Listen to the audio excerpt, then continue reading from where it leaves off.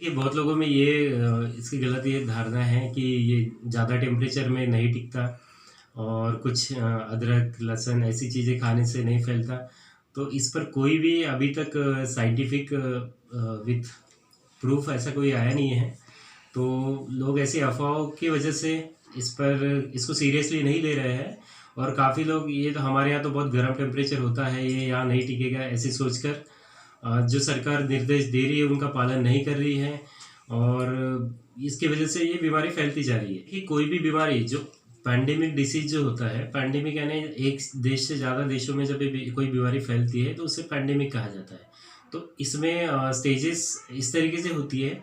कोई एक बीमारी जहाँ पर ये किसी देश में है, वहाँ से अगर कुछ किसी दूसरे देश में आती है, जैसे एक हमारे देश का नागरिक बाहर जहाँ पर ये बीमारी चल रही है वहाँ से इन्फेक्ट होकर आते हैं, तो ये हो गया स्टेज 1 क्योंकि उनके देश से हमारे देश में बीमारी आई है। अगर ये व्यक्ति अपने परिजनों को, अपने दोस्तों को इस बीमारी से इन्फेक्ट करते हैं, इनके संपर्क में आने की वजह से अगर वो लोग इन्फेक्ट होते हैं, तो ये हो गया स्टेज 2। इसमें हमें सोर्स पता है और किसको इन्फेक्ट हुआ ये पता है, तो हम इसका इलाज कर सकते हैं, हम इसको कंट्रोल कर सकते हैं। और सबसे ज़्यादा डर अभी तक आप लोगों ने सोशल मीडिया और इधर-उधर से काफ़ी पता चला होगा कि स्टेज 3 नहीं आना चाहिए, नहीं आना चाहिए। तो ये स्टेज 3 ऐसा है, इसमें एक कोई पेशेंट मिला जिसका सोर्स ऑफ इन्फेक्शन आपको नहीं पता। उनको कहाँ से इन्फेक्शन हुआ ये पता ही नहीं है, तो उसको हम रोकने में असमर्थ हो जाएँगे। हमें जब पता नहीं है कि इसको इन्फेक्शन कहाँ से फैला है और ये जिनके संपर्क में आए हैं, उनके संपर्क में इनके अलावा और कितने लोग आए हैं, ये हमें नहीं पता। तो ये एक कम्युनिटी आउटब्रेक होता है, पूरे समाज में ये फैल सकता है। तो इसे रोकने के लिए ही है जो ये लॉकडाउन, सोशल डिस्टेंस और घरों में रहने की जो सलाह सरकार की तरफ से दी जा रही है, सिर्फ इसी की वजह से है। क्योंकि अगर ये कम्युनिटी में फैल गया, स्टेज 3 बहुत ज़्यादा फैल गया, तो ये स्टेज 3 महामारी का रूप ले लेता है, जो स्टेज 4 कहा जाता है जिसको।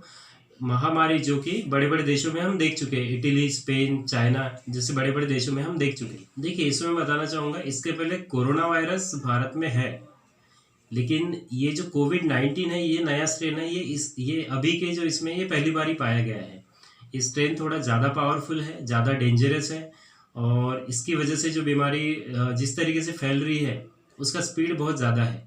मतलब ये ड्रॉपलेट इन्फेक्शन के थ्रू फैलता है। कोई छींकता है, खाँसता है, तो उसके कण किसी मेटल पे या किसी वस्तु पे रह जाते हैं, जहाँ पर छूने से भी ये फैल सकता है। कोई खाँसता छींकता है आपके सामने, तो आप सांस लेते हैं तो उसके थ्रू आप में फैल सकता है। पहले तो मैं इसमें ये बताना चाहूँगा कि इस बीमारी से पीड़ित होकर इलाज कराने से अच्छा इससे बचना ज़्यादा अच्छी बात है। तो इसके बचने के लिए सोशल डिस्टेंसिंग, दूरी बनाए रखिए। अगर कोई संपर्क में आता है तो उनसे कम से कम 1 मीटर की दूरी बनाए रखना चाहिए और जहाँ तक ज़्यादा से ज़्यादा जो भीड़ वाली जगह है, ऐसी जगह से दूर रहना चाहिए। और अगर कोई संक्रमित है, ये बात पता चलती है, तो उनसे तो दूरी बनाए रखिए। उनको क्वारंटाइन होने के लिए हमें पता चलता है कि कोई संक्रमित है, उनसे दूरी बनाए रखनी चाहिए और जो संक्रमित है उन्होंने आइसोलेशन में रहकर इसका इलाज कराना चाहिए। और इनके संपर्क में आने वाले, अगर उनमें कोई सिम्टम्स नहीं है, ऐसा अगर पता चल रहा है कि उनके संपर्क में आए हैं, तो उन्होंने क्वारंटाइन रहना चाहिए, जिसकी सलाह बार-बार सरकार की तरफ से भी दी जा रही है। कि इसके काफ़ी सारे सिम्टम्स जो हैं वो नॉर्मल फ्लू की तरह ही है और अभी भी हमारे भारत में ऐसे बहुत ज़्यादा पेशेंट जिनको एकदम आईसीयू या वेंटिलेटर की ज़रूरत पड़ी, ऐसा कम ही हुआ है। और इसकी सीरियसनेस जो है वो 60 के ऊपर के एज के पेशेंट में ज़्यादा देखी जा रही है। तो इसमें नॉर्मल फ्लू है या कोविड-19 की वजह से हुआ है, ये ये टेस्ट से ही पता चल सकता है। लेकिन अगर ये किसी संपर्क में आने की हिस्ट्री है या फिर फॉरेन ट्रैवल की हिस्ट्री है, तभी ये टेस्ट किया जाता है, जो कि सरकार की गाइडलाइंस है उसके हिसाब से। तो ये हर इसमें करना संभव नहीं है, इसीलिए ये जो क्वारंटाइन और ये बार-बार बताया जा रहा है, मैं सभी को ये संदेश देना चाहूँगा कि हमने काफ़ी देखा है सोशल मीडिया पे इसके बारे में काफ़ी अफ़वाहें फैलाई जाती है, लोगों को पैनिक किया जाता है जिसकी वजह से, और बहुत लोग ये करते हैं कि इसमें क्या सच्चाई है ये जाने बगैर उसे वायरल करते हैं, स्प्रेड करते हैं।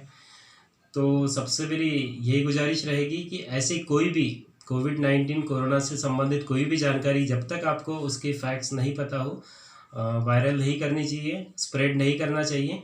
और सरकार जो समय-समय पर निर्देश दे रही है इसे बचने के लिए, उनको फॉलो करना चाहिए। और अभी जो लॉकडाउन चल रहा है इसमें काफ़ी लोग ये ऐसे देखे जा रहे हैं जो छोटी-छोटी रीज़न्स लेकर कुछ झूठे रीज़न्स लेकर भी घर से बाहर निकल रहे हैं। तो ये आपके खुद के खिलाफ आप इसमें ये जो कर रहे हैं आप खुद के खिलाफ जा रहे हैं, समाज के खिलाफ जा रहे हैं और